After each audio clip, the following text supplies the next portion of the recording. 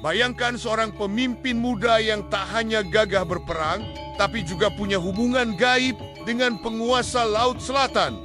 Dialah Panembahan Senopati. Nama aslinya Danang Sutawijaya, putra angkat Sultan Hadiwijaya dari Pajang. Setelah wafatnya sang ayah angkat, Sutawijaya memberontak dan mendirikan kerajaan baru Mataram Islam. Ia terkenal sakti, berwibawa, dan dipercaya memiliki kesaktian karena pertapaan panjangnya. Legenda menyebut Panembahan Senopati mendapat restu dari Nyi Roro Kidul, sang penguasa Laut Selatan. Konon, perjanjian gaib itu membuat Mataram punya kekuatan besar dan disegani kerajaan lain di Jawa. Di bawah kepemimpinannya, Mataram tumbuh menjadi kerajaan Islam kuat yang kelak mencapai puncak kejayaan di era Sultan Agung.